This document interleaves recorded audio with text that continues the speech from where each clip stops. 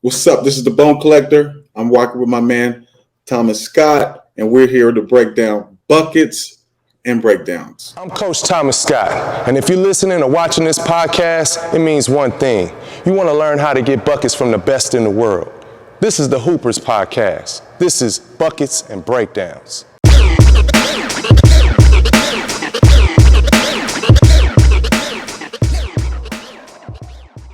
Ball is Life. The good folks at Ball is Life has presented us with this platform, and we're going to take full advantage of it. I'm so thankful to have you on, Mr. Bone Collector, the legend. You know, Mr. You can't stay in front of. I mean, many have tried, most have failed. And all have failed. Yeah, all have failed. I'm with that.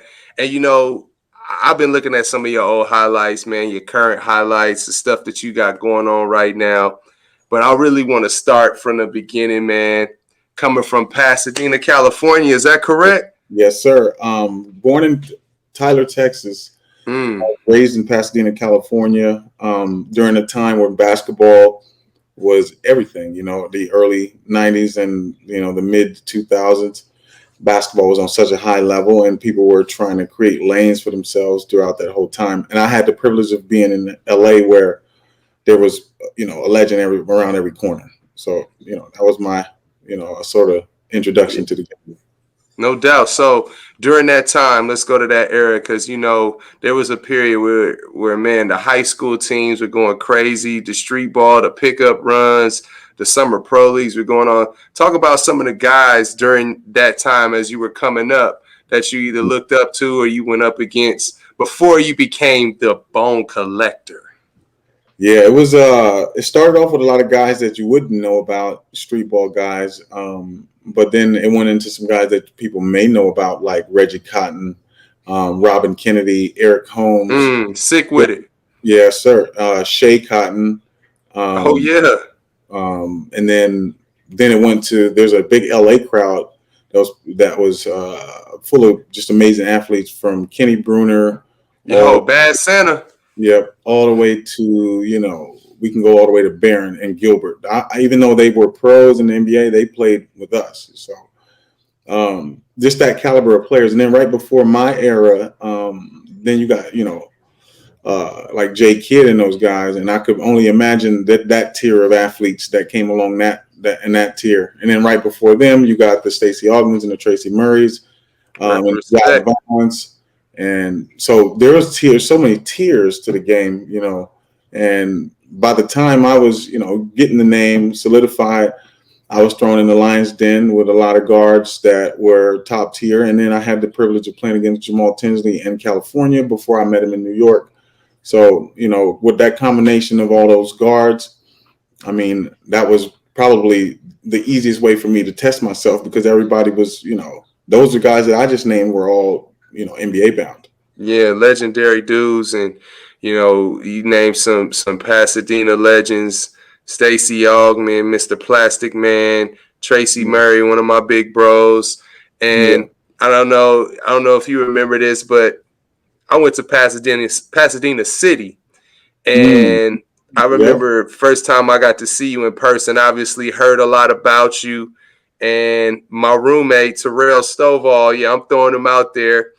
He was injured with an ankle injury, right? And he's trying to come back. He's resting, and we playing ball at Pasadena City, and coach wouldn't let him, you know, practice or participate until his ankle got right.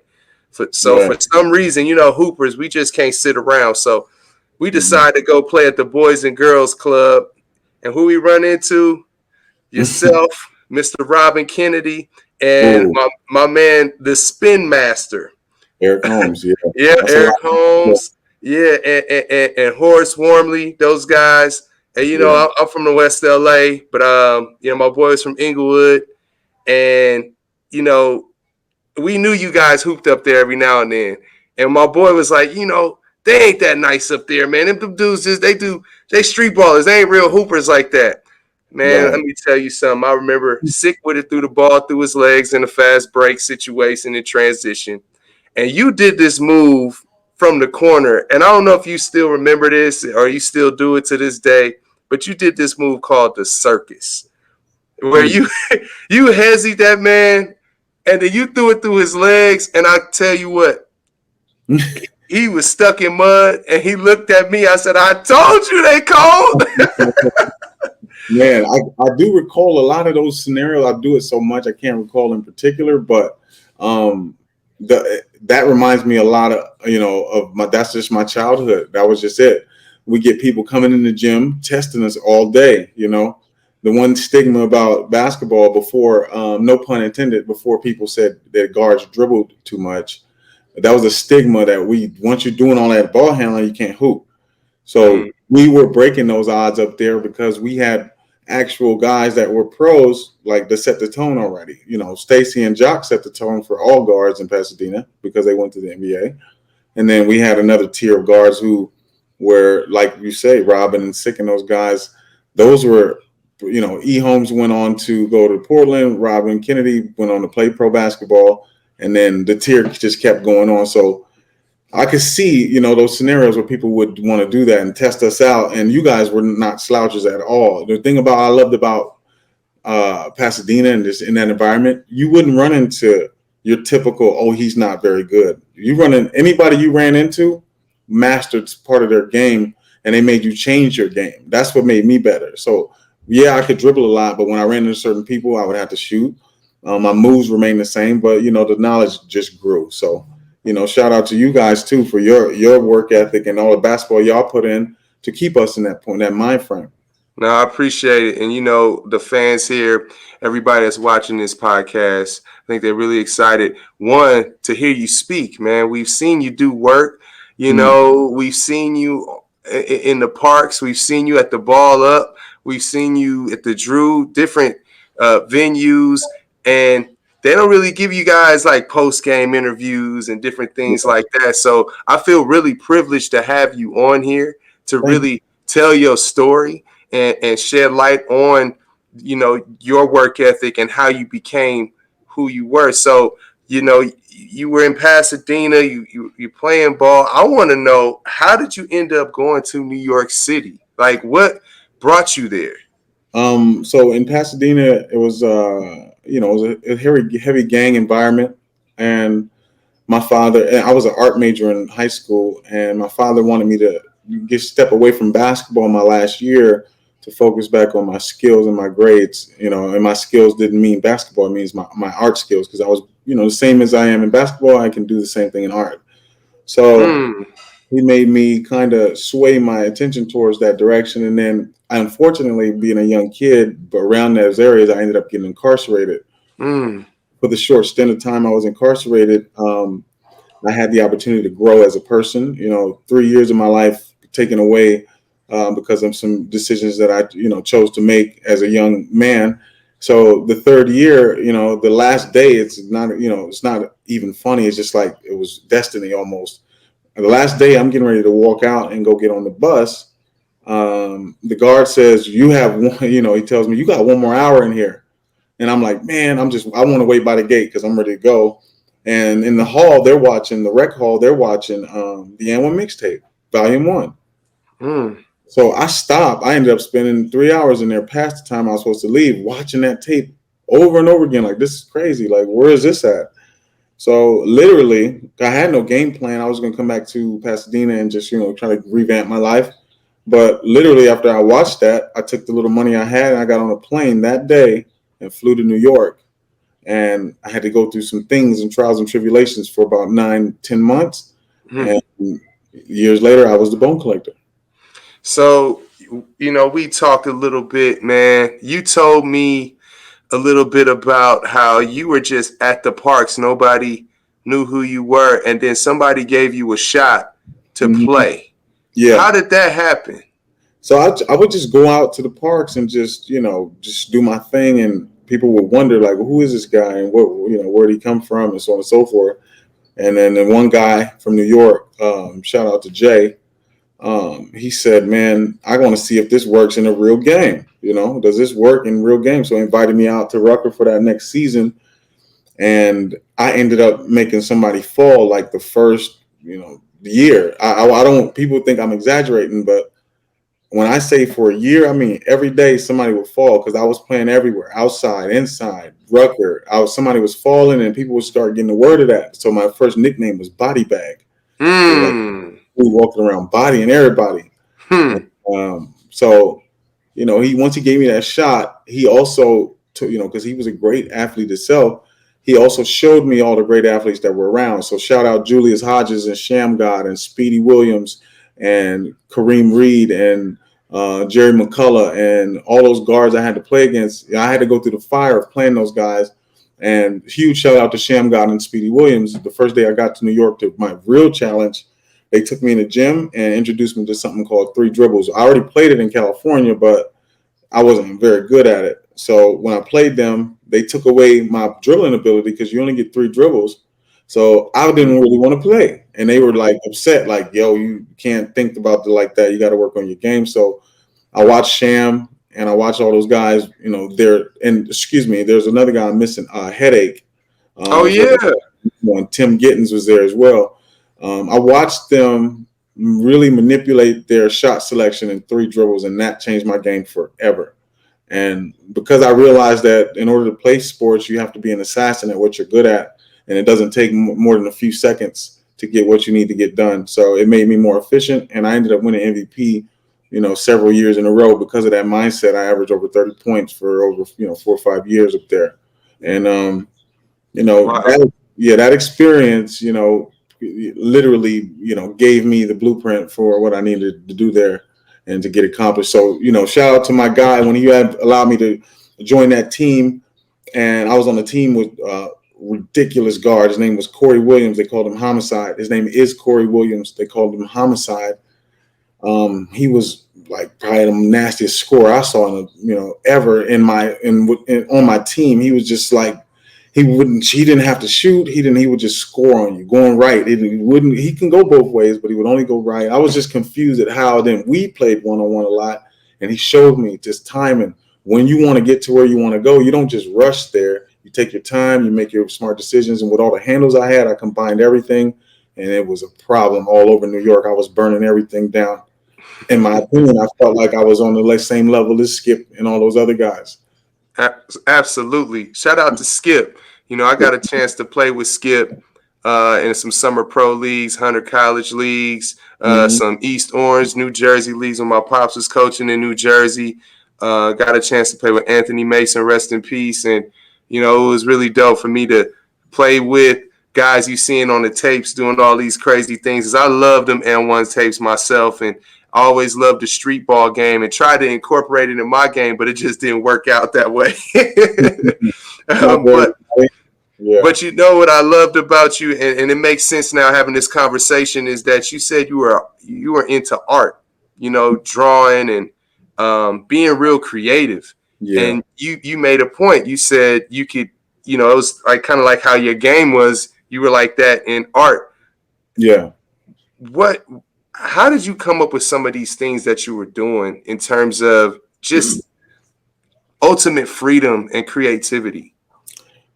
I learned the majority of my ball handling moves from my father. So by the time I got to New York, they were getting what I like to call leftovers. They were getting my old moves because my new moves, I'm not exaggerating, but I would make up so many moves that they would overlap each other. So my hesitation dribble is, 3 different moves. Everyone asks me how to do it, but I have to explain it in sections to explain it to them. And sometimes the artistry and teaching that is hard to do, but that's, something that I enjoy doing.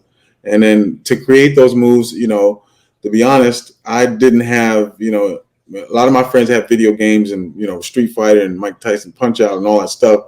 And I only could play that on Saturday. So Monday through Sunday, I would go outside with my basketball and I would pretend as if someone 7 foot was guarding me. What move would work on him before he would block me? Or I would say if somebody was smaller than me, because I'm already small and they were really small, because Muggsy Bogues is one of my favorite players. Oh, yeah. Shout out to Muggsy. We had him on Buckets and Breakdowns, man. Yeah, shout out my guy. If someone was that size and that aggressive, how would a move work on them? How fast could I get it off? And I would practice it on everything. So, a stray amp dog walking down the street, I try to shake it up and see what I could do with it. or somebody random kid, like, now the videos are viral, people running around in the streets just dribbling against random people.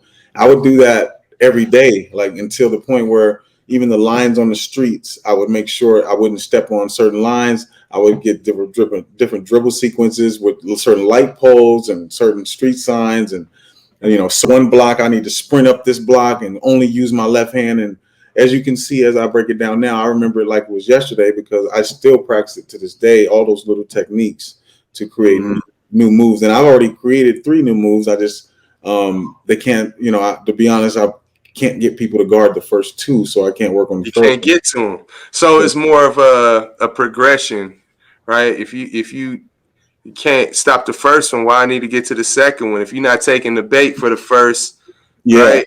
The third one only works if the first 2 fail. So if the first one works, then the second one doesn't work. So when you are making these moves, and this is buckets and breakdowns, what you looking at? Are you looking at their feet? Are you looking at the space they're giving you, or how they're going for how they react to something you put out there, like a feint, like a boxer would bring a feint out? What are you looking at? The first thing I look at is it's just my own preference. So the first thing I look at is shoulder placement. Where your shoulders are is usually the way your momentum will drive you. So if you're this way, I'm gonna make a crossover to where you have to switch that shoulder to the opposite side. So now you're rocking back and forth as I'm making a move. So let's say if I crossed you this way, I can feel sort of like this pendulum on my crossover. So when I make it, your shoulder has to react to the cross. So if, let's say if you want to just blow by your man or cross him over, make him fall. So you don't look at the shoulders in this particular instance. You look at the waist and you figure out exactly which way you want the waist to go. So it's not about making, any move. If you want that man's waist to literally get away from you, the move you make has to be in front of that. So you have to dribble, pretty quick and take a step in front of him. So he thinks you're going to lay it up. That way he'll expose himself. Now he's exposed, thinking he scored on, and now you're back this way. And, this is just a few secrets. That'll be $9.99 for. Yeah, I'm about to say, man, where can they get some of this knowledge, where they can learn this online or some of these things? Because I don't want to give away too much for free over here, man. No, you're giving y'all a taste. This is something that I'm passionate about, and I work with the NBA now, and I've had the privilege of working with them for the past few years. And if you guys ever want lessons, you guys can reach out to me at bonecollectorlive@yahoo.com email, or you just hit me up on Instagram, bonecollector6, DM me. I work with all the pros in all around the world, from FIBA to international to NBA to high school. And then right now I'm working on a project with Phil Handy. Shout out Lakers coach Phil Handy. We're working on including me in the 94 feet of game. Shout out to Phil. OG Phil, what's up? We got to get you on here too. That's big bro right there. And then I'll be starting Bone Collector Academy June 11th in San Gabriel, California.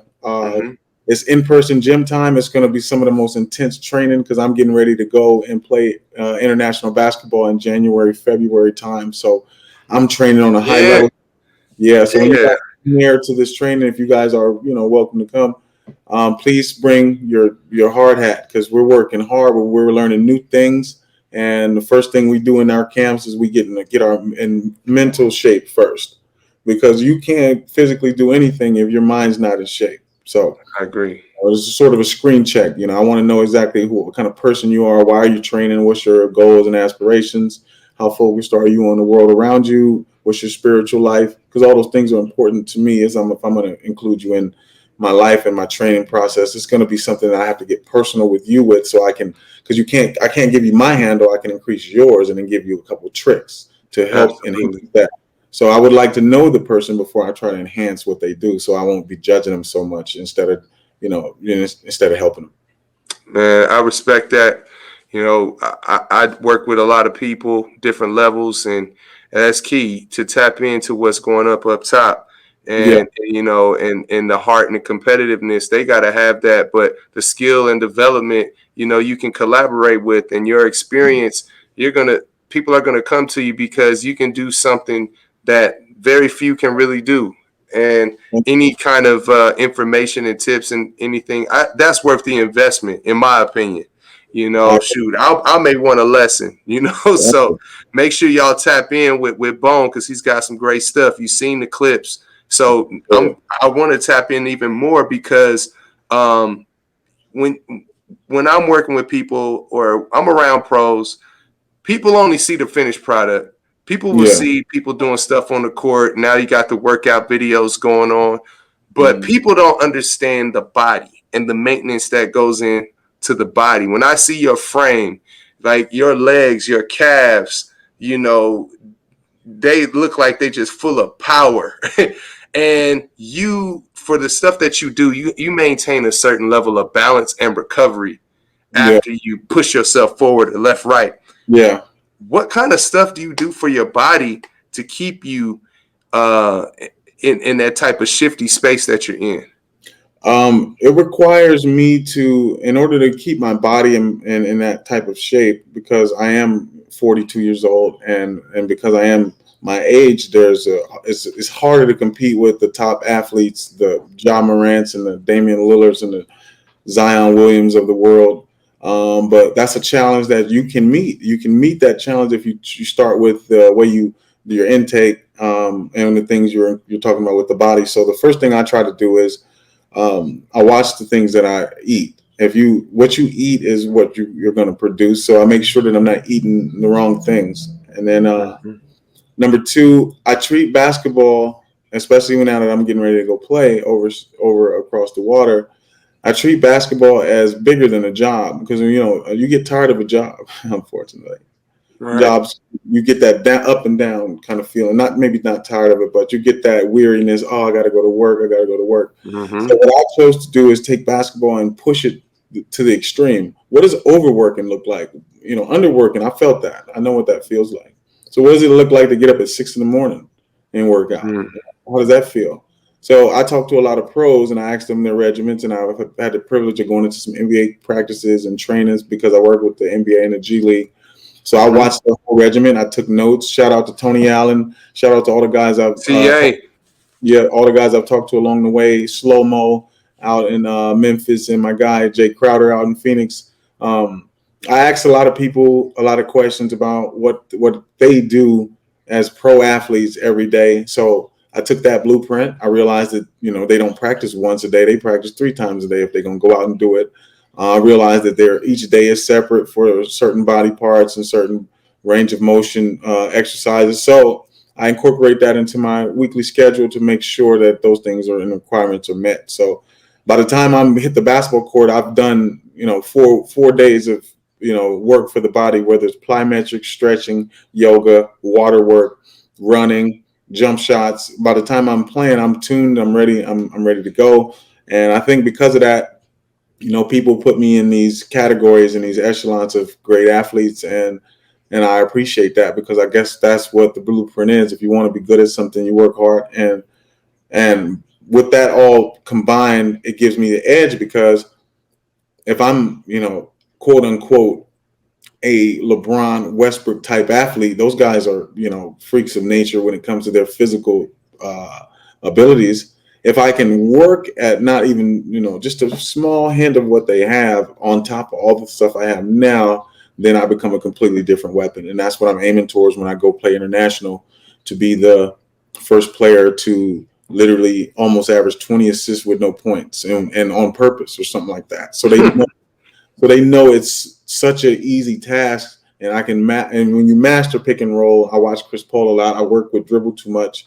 Shout out to my guy. Shout out. That's the homie. Yeah, I work with him, and he's teaching me to pick and roll so well that I think that even though it seems like a high ceiling, 20 assists is a lot. That's 40 points. If I break that down to the realistic number, anything between 12 and 10 to 12 assists, and any amount of points is beneficial towards a team, and especially with me being an aggressive defender like I am. I like playing 94 feet, and I don't believe in fouls. Yo, you know what? You don't get enough respect for your defense, and I've seen it on hand at the Big 3 Combine. Now you rocking the cap, you in the draft pool, You feel me? We put your name in. There was a lot of fans tapping in that wanted to see Bone Collector in the Big Three. This crazy highlights going on. Yeah. You were doing the same stuff you've been doing at the Rucker, at the Big Three Combine in Vegas. You're throwing it through people's legs. Right. You had Yeah. some new moves you showed out on Yeah. there. Talk about your whole experience as far as even really wanting to be a part of the Big Three, but then Mhm. also the experience that you had at the Combine. Well, that's, that was a really, really, it gave me a tremendous ceiling, so to speak, to understand what being a pro athlete looks like. So once I got into the camp and the combine, it was so many amazing athletes everywhere that I had the chance to learn from those guys on the fly, which is good because, playing on three with a 6'8" guard and another 6'11" big guard is Mm-hmm. rare. You won't see that very often anywhere you go, unless you're in a pro setting or FIBA setting or something like that. So Mm-hmm. learning how to use a pick and roll, get them open shots was the first thing that was amazing. And then the drills Mike Bibby put us through, how to read the screens and when to shoot and what shoulder to shoot over and what pass to make and how to read these options was excellent. And then I had been speaking to you before I even got to the Big Three Combine about the next stage in my career. So Mm-hmm. when I was put in the draft, I knew that people wanted me to play in the draft and play in the Big Three, and I think I'm more than ready to. But there's a time and a place for all of that stuff for me. And I think that this year in particular, the best part about it was I talked to a lot of coaches, and they didn't give me any negative feedback. It just made me realize that I need to continue to work.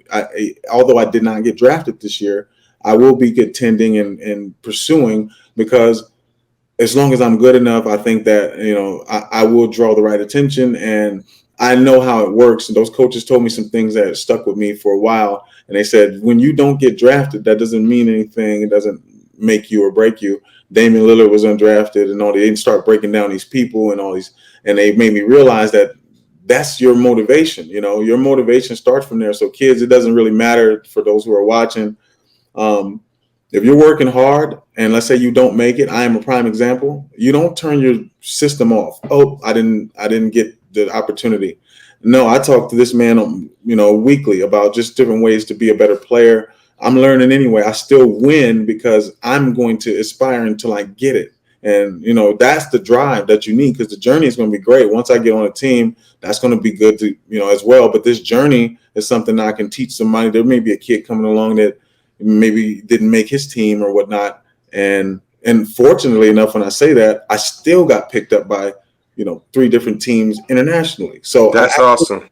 I actually did make a team just from going there, just from them. Turn the negative into a positive. Yeah, just and from it's all good, as Biggie would say. Yeah, and it's more of a positive too because I'm, studying. I like to study what I'm a part of, and I didn't get a chance to study the Big Three like I wanted to. And this is the year I'll be able to do a lot more. Shout out Frank Nitti and Meta World Peace and the guys I know that are already involved. Nate Robinson. I'm gonna be watching closely. I'm gonna be training with those guys. And the best part about it is, I feel like either if I'm playing or not, I can contribute to the Big Three regardless because I would love to even give them skill work. There's a lot of bigs in the Big Three that don't have guard handles or ball handling ability. And I see down the line as the Big Three continues to grow and grow, them throwing a big man camp and I'm in there leading ball handling drills.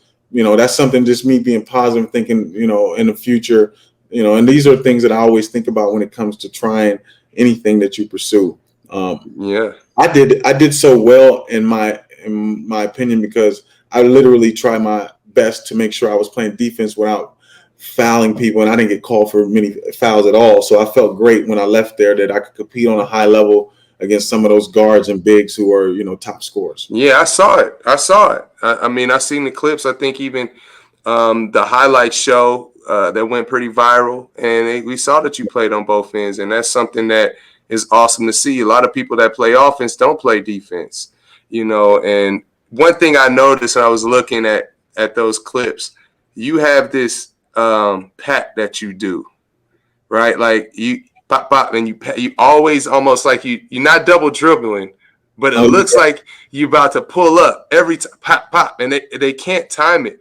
Talk about that little like the details really matter to me. And Yeah. I'm looking at film and I'm like, see, that's the difference right there. I'm always looking to see what the difference is. And I think that's a major kind of kickstarter to what you do. Yeah. To your point, I use that. You call it the pat dribble. It's more of a, and I know the dribble you're talking about because I play my ball handling off sound and sight. So that first initial step to the ball, once I step, it's almost like a jab. Yeah, like a little Once yeah. if you don't react to that, obviously I can go. If you react to that, I can shoot. So it's Very simple. as crazy as it seems with ball handling, most of it's in here first. So once you operate, you operate on those terms. A lot of things can be broke down simply. Now, if you want to really break down a particular move like that, you obviously, like I said, when you're looking at the shoulders, you'll be able to tell immediately with a couple moves which way the shoulders are going to go, whichever move you made. And Exactly. you obviously know to attack the weak side. So if the shoulders dip in this way, you attack the strong side. That's very simple, and I love it, man. And your ability is so much fun to see. Now, it's a lot of playoff basketball going on right now, Mm-hmm. and you're in the development space. You have a skill. I'm not gonna lie. I've been watching the Hawks and the Bucks, and I'm like, yo, this dude Giannis needs to see the bone collector. He needs to get some of these heads. He's got to get his handle right. He's got to get some moves. There's a lot of different guys in the league I see that need to get some moves. Now, they've gotten this far because they do something well, multiple things well. But I Mm-hmm. think pros are always trying to add something new to their bag. I feel like guys like Giannis, LeBron need to kind of hit you up because you got some stuff in your bag. Talk about some guys maybe you feel like you could really help. Because I do work with the NBA, I just would keep it, nice and simple. That I would like to help everyone, obviously, whoever wants the opportunity. But if I would have to single anyone out, it would be a collective group of guys. So let's go back to there's a tier of 6'9" guards, in my opinion, that I think I can benefit from helping them with some hesitation moves, and that's Kevin Durant, Giannis Antetokounmpo, and LeBron James, Paul George, Kawhi Leonard. All those guards who are scoring and with ease, showing them some intricate ball handling stuff would make them almost literally unguardable. So because they're already unguardable. And then as far as guards that I've already had the privilege of working with and would love to continue doing things with, James Harden, obviously, Kyrie, Curry, Steph Curry, Damian Lillard, CJ McCollum, Chris Paul, Ja Morant, Zion. I would love to work with Zion as well because I like that. Zion having those type of moves would be amazing. I'm going to do some things with Andre Drummond and Ben McLemore soon. Mac, what up? Yeah. Oh, shout out. we got a lot. There's a lot of guards in the NBA that are amazing already. And I think that, just learning anything new would help your game, like Luka Doncic and those guys who are Donovan Mitchell, those guys who are big guards. Learning any sort of craftiness with the ball will put them on a whole nother tier with ball handling. And then there's some guys that are and I already have amazing handles that I don't think get spoke about a lot, like Cameron Payne, LaMelo Ball. A lot of guys that have, and Reggie Jackson. Reggie has an actual street ball handle. I don't know if people would consider it that, but he actually dances with the ball a lot. He'll get the ball. He'll, we'll go between the legs 3-4 times, cross over, step back. That's, those are what we do in the park, so to speak. And then, around the board, I think that the next stage would be to get guys like Porzingis and those really, really big guys like Joel Embiid and those guys that are really back to the basket, face up guys, Julius Randle, get them guys some, a little bit of extra stuff. And, I always wanted to work with Carmelo as well because he already got a nice hesitation dribble to his game. Oh, yeah, that little mid post. Yeah, and give Carmelo another hesitation move to add to his arsenal. Hey, y'all, hit my bro up, man. I mean, he's got some stuff. Sometimes you got to, reach out to the streets. You know what I'm saying? Sometimes it's not somebody in a polo that could teach you something, So, shout out to New Jersey Sweat. I see you got the collector jersey. I need one, man. I need one of them. They good. This is a one of one, so I will definitely make sure I get you one. We got some other things coming out, and this will be one of those items. Yeah, I want to support. So, we talking about handles, talking about breakdowns. Now, who's got the coldest handle in the league? Who you gonna pick? You taking Steph? You taking Kyrie? Who you got? Best handle in the league, I would say Kyrie Irving and Jamal Crawford. Mm-hmm. Jamal Crawford is so cold. I think those two would be. And then, there's a lot of, they're not the only two. Curry can handle all of it. There's so many guards that can handle the ball, but I say we're just breakdown for breakdown, move for move, Kyrie Irving and Chris Paul as well. Absolutely. Now, you got the big three hat on, so I don't know if you were able to check this out or see my man Will Bynum. Did you see Will Bynum hit the Sham God? Yeah, I've always been a fan of Will Bynum when he was in Detroit back in those days, and when he hit him with that move, I was not only blown away, but I was more like I wanted to see more, kind of like I wanted, because I felt like he did that, but he had more. So shout out to Will. Those are the type of plays that keep me amped and motivated, because I did a play in the Big Three Combine that was so crazy that I watch it every day, and I watch it every day to see if I can do it better. And those are the kind of moves that I draw from, so to speak. So when I see stuff like that, I'll incorporate what I see, because it was almost like a half a move. He didn't even really complete it. He just stopped it and kept it going, and it was smooth. And those are some of the highlights that drew people to my dribbling and skill, my dribbling ability and my basketball skill when I was in Rucker. So shout out to Will for that. Dope. So your game was a lot of predication on isolation situations. Who do you enjoy watching going ISO the most? Or even not even have to be right now during this time, even coming up.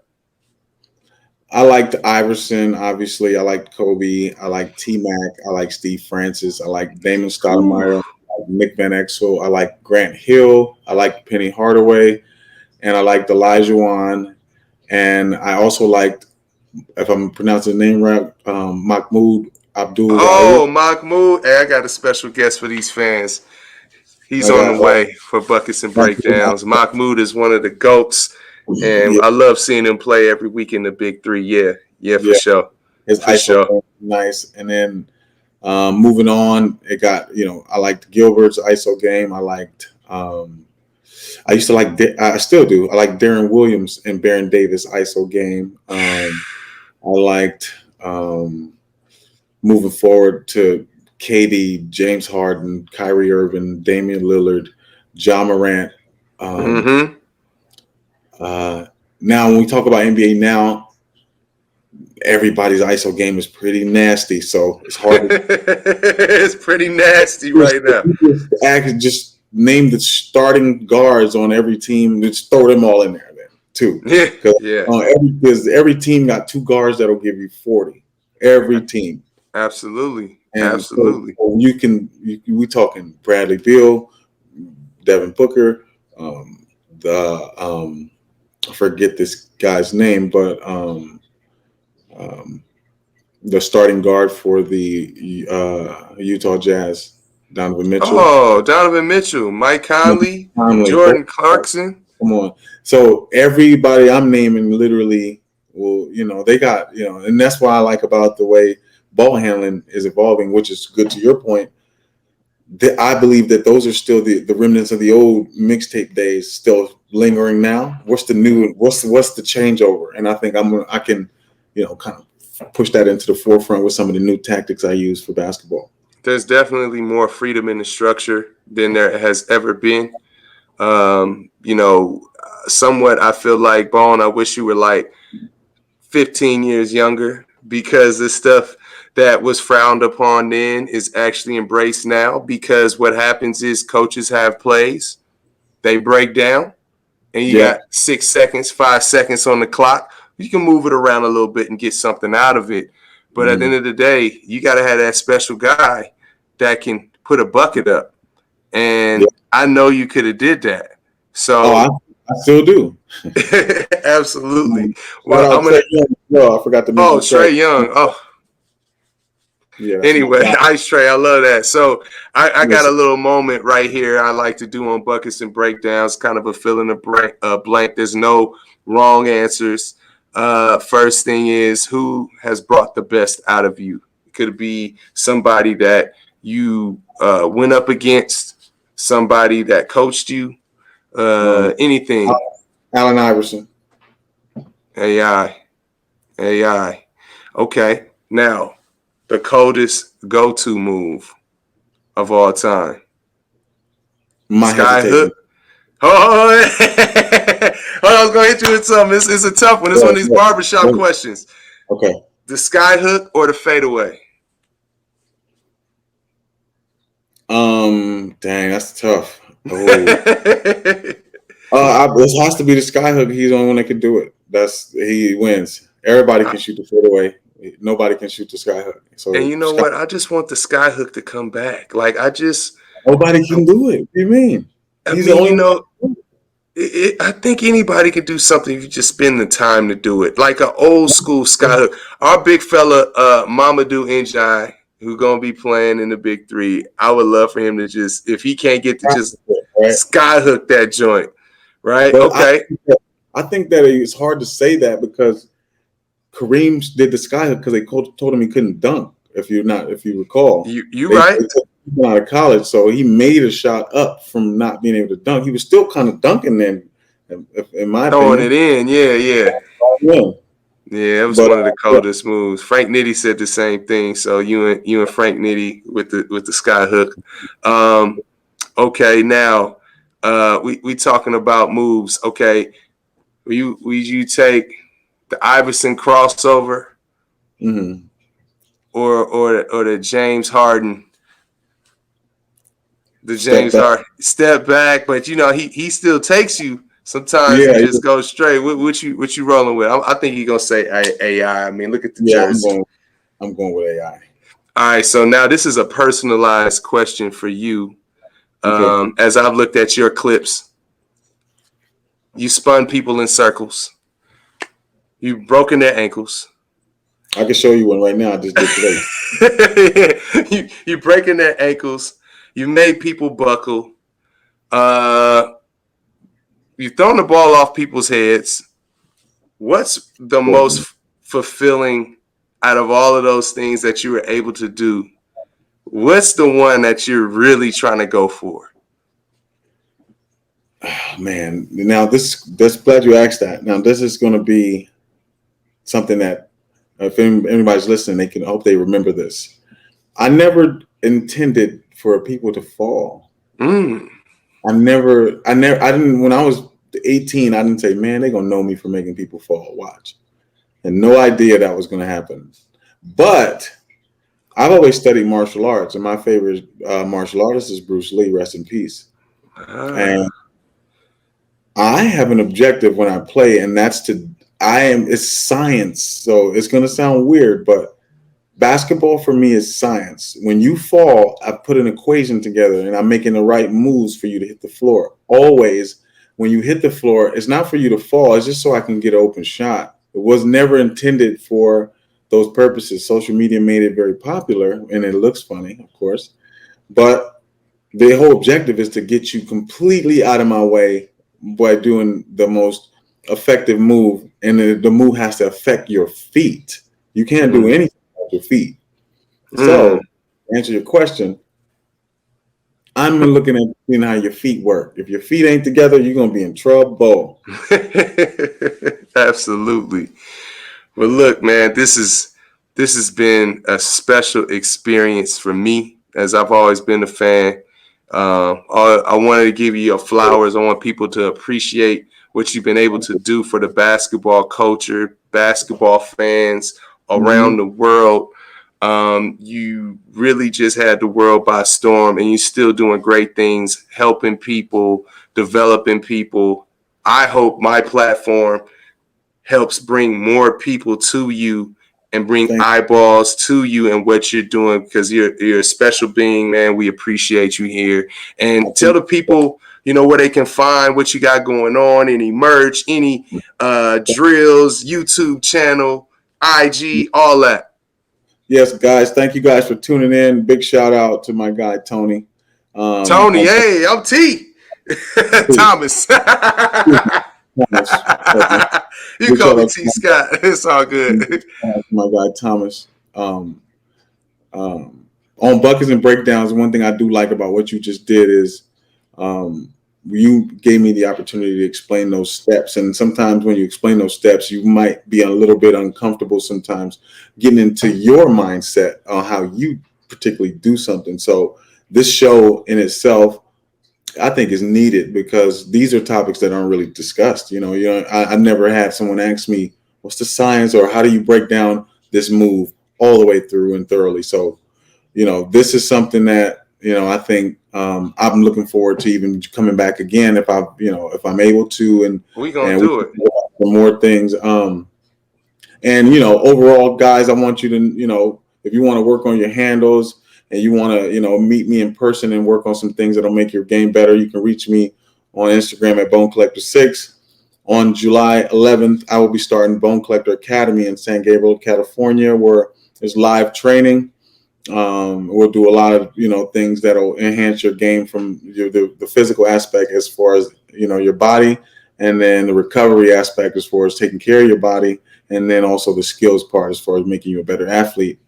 And we have a lot of different things going on as far as my company. We're doing camps and clinics all across the states. We'll be heading to Phoenix next. And then Vegas, we'll be doing basketball camps and clinics.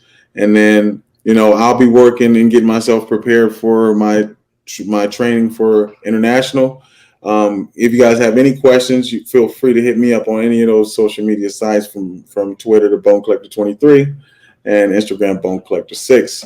And anybody want to send me one-on-one, shoot me a DM. I'm ready for war. Let's do it. Hey, man, you heard it from him. And don't sleep on his YouTube channel. You ain't shut that one out, but you got some dope stuff on YouTube. Oh, yes. Didn't want to forget about that. Obviously, I got some very, very crazy videos coming up in the next 3 months. I just archived so much footage of me working with so many pros, and it's going to be some amazing stuff. So check me out on Bone Collector Unlimited on my YouTube channel, and it's going to be some great stuff. Yes, sir, man. Well, and once again, what you've done for me throughout the time that I've known you can't be taken for granted either. You need your flowers as well, sir. I've known my past, and you've also, been a part of that, even though I didn't directly associate it. And now that we've spoken, I would like to give you your flowers as well for giving me the opportunity to speak my piece and to say what I need to say, and using your platform. Thank you. No, hey, it's always love, man, and that's what we're trying to do here. Buckets and Breakdowns, give flowers, also touch lives in the process, big up the things that we got going on, and the journey. I remember Kobe, rest in peace, saying something at his retirement, or I think it's his jersey thing, is when they did his jersey, they lifted his jersey up. He said something about, when you figure out that it's about the journey, the beauty is in the journey. It's not the destination, it's the journey. And once you figure that out, that's what it's all about. So, man, we appreciate you, man. Keep on keeping on. I want to see you on the floor again. I want to see proteges of you. I want to see people coming. Oh, man, you remind me of the Bone Collector. I ain't seen a Hesi like that since the Bone Collectors. You have the coldest Hesi of all time, and everybody needs to know that. So when you asked that question earlier, you said the coldest move of all time. That's why I said, hesitation move. But, my bad. There's nobody colder with the Hesi. I've seen there's some new guys coming up, but no, it ain't no better than the Bone Collector. So let's just go ahead and leave that here on Buckets and Breakdowns. But I want to thank you. I appreciate you. And, man, we looking forward to more coming from the Bone Collector. I'm your host, Coach Thomas Scott with Buckets and Breakdowns, and we out. Shout out to the good folks at Ball is Life.